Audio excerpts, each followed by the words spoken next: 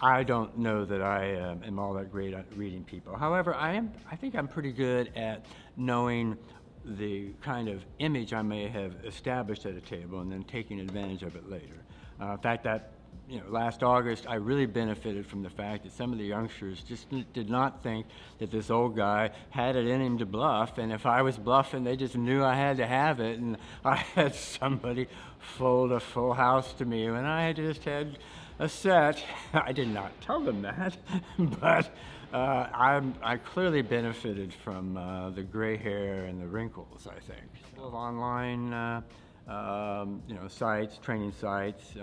Recently I found Greg Raymer's book helpful. I read that a couple of times, and it helped focus my thinking on a few issues, and I found it helpful. The one aspect of my study that I don't have that everybody says is important is I don't have a group where I sit down and analyze hands with afterwards, and that's, everybody says that's really helpful, and I would find it very helpful. It's just it doesn't work well into my lifestyle. I do other things besides play poker, and my poker friends are also busy, and most of my poker friends are, we just share bad beat stories.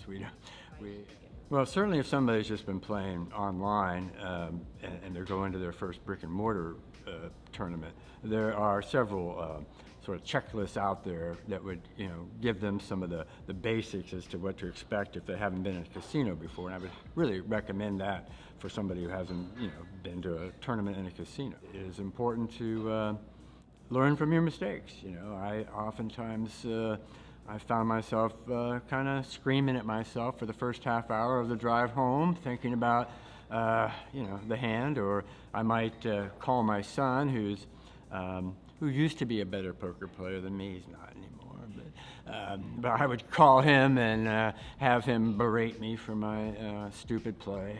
And my wife had retired a few years before I had, and I'm sure she was quite apprehensive about just how I might be spending my time after I retired. And I don't think she's all that bothered by me heading out every now and then to be gone for a day or two or three.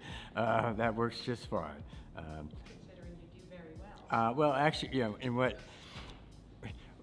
I won a Heartland Poker Tour event in December of 2016, which was, a nice little pop. But I've been married, 38 years, and we've always commingled our money, and that was the first time that we agreed. We set some aside for enhanced vacations, and the rest I got to put into my own account. So for the first time in my married life, I actually had access to my own money, for which I did not have to account to my wife. Now. So that's actually been really good for us for retirement, because we had just gone from me having an income to starting to live off our savings, and kind of wondering how that was going to go. So I don't have to, at least until I give this back to the poker community, which I am doing on a regular basis. I don't have to negotiate with her as to what my poker allowance is, but.